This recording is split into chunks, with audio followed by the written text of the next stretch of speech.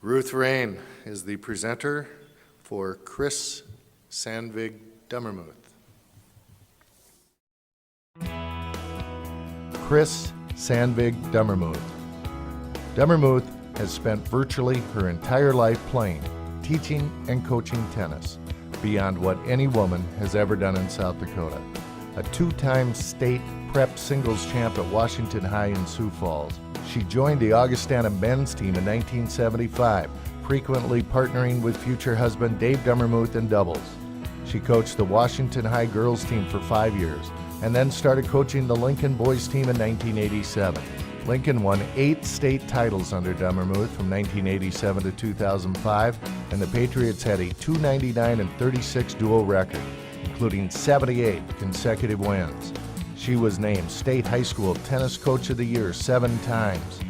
Chris also taught tennis for the Parks Department at local clubs and adult education classes. She won many South Dakota closed and open singles and doubles titles in the 80s and 90s, and she continues to compete today.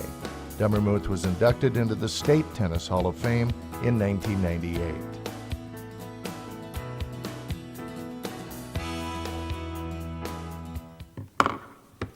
I want to thank Jeff for not mentioning my weight in that program like he has for everybody else.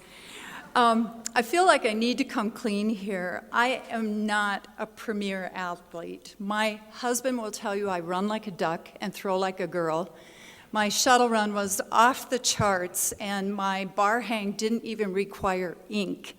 And I must confess that I bowled an 8 once, and I got it all in one throw. But I'm here, and I'm happiest for my mom and dad, who would have enjoyed this evening.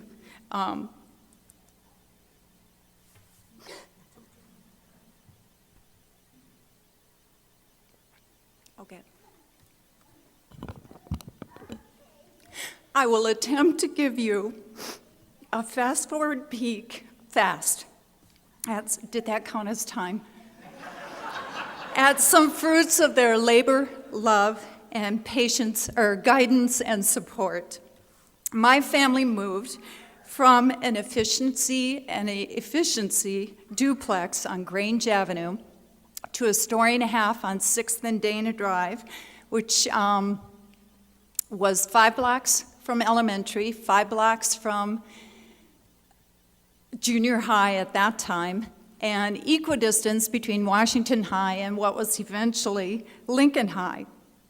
The bonus of the location was a 3-block walk to a neighborhood park. And I don't know for sure, but I would guess that my parents never quite envisioned what an influence that park would have on the future of their Fab Four. My brother Craig here tonight is able to be here tonight, and he was an academic All-American at Iowa for Dr. Klotz. My sister Carol was a Coach Pittman's Sun Devil and assistant coach, and my younger sister Kari was an all-conference Ellie Golden Gopher, and then there's me, and I'm privileged to be here tonight. As a pesky younger sister, I would follow my siblings up to the park daily, where we would join a sandlot of neighborhood kids at the McKinnon Park courts. They had city instructors there throughout the day, and we would basically just hang out. And I am so thankful for growing up in that sandlot era. No tryouts, no cuts, and no fees, because I was slow, gangly, and I didn't have any money, but it didn't matter.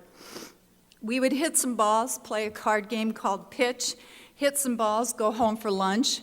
We would return and hit some balls and go have a snow cone at the stand, come back and hit some balls, wash the instructor's car, hit some more balls, and then the St. Mary's Bells would bring us home for supper. It truly was that idyllic. During these summers, we had the good fortune to hang with mentors like Dapper Fred Fisher, Phenom Pan Gefke, Augie student musicians Rich Stevenson and Jürgen Schuler. On leave before final vows, none, Dr. Joni Griffin, who never did take her final vows, and we'd like to take responsibility for that, and the godfather of them all, Don Greben.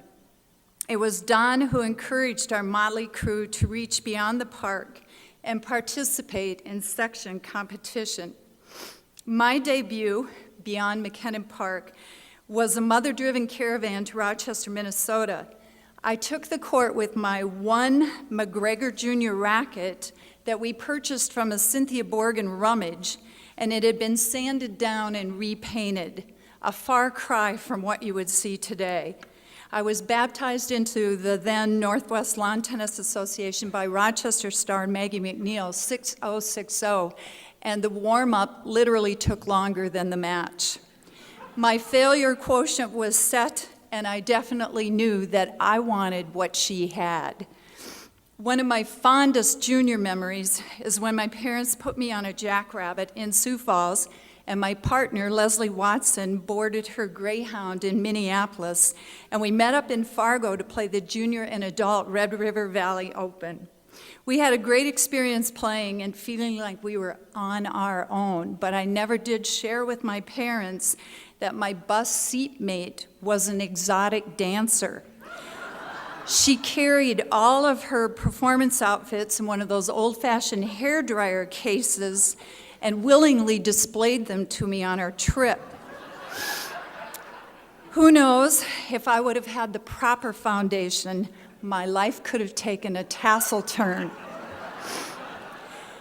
I had programmed my sights on Lincoln High School because my brother and sister had paved a smooth road for me there, but the boundary adjustments changed my color palette to orange and black. As a sophomore warrior, I played my senior Patriot sister in the finals of the second ever Girls State High School Championship. I rode to that state tournament with the golf team and was dropped off at the tournament site. No coach, no team. Now, my high school experience was my motivation to say yes when Dean Mann approached me later to direct the Girls State High School tournament. We have come a long way. My college experience was similar.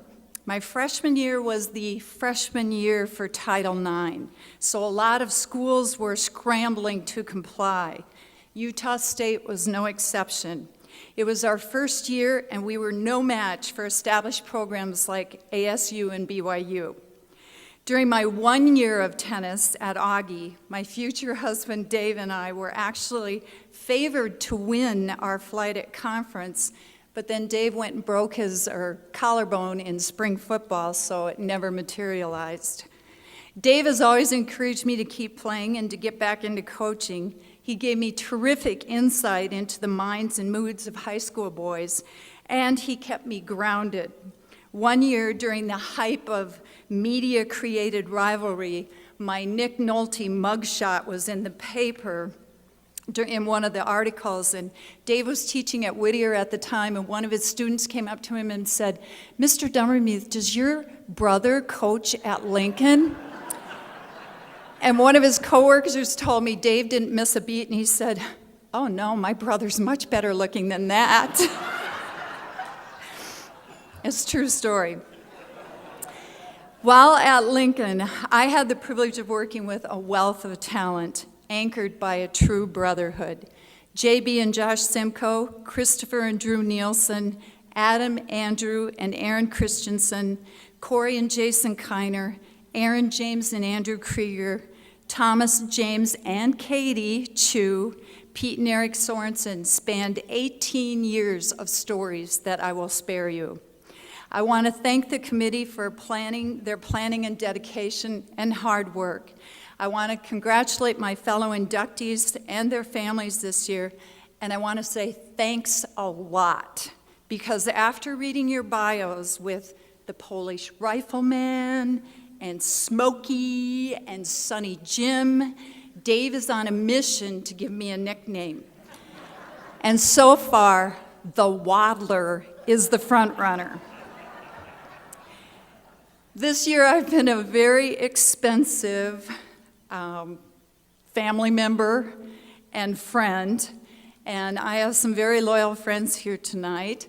Gail and Rich and Marcy and Chuck and Herm and Mary, I don't know where they are, and Twyla have supported me through 2 events this year.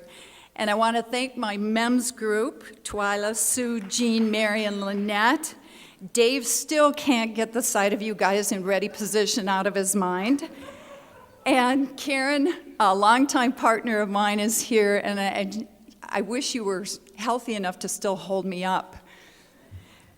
I especially want to thank my family that's here tonight. My brother was able to come in from St. Louis, and it's hard for him to be away from work.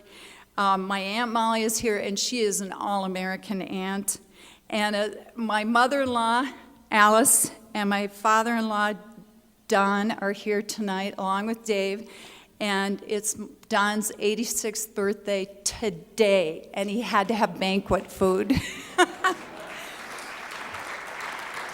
Finally, I must apologize and hope that those of you who live in competitive families will understand and forgive me for reducing this moment to sibling silliness. But I'll likely never get this chance again, and I must strike while the iron's hot.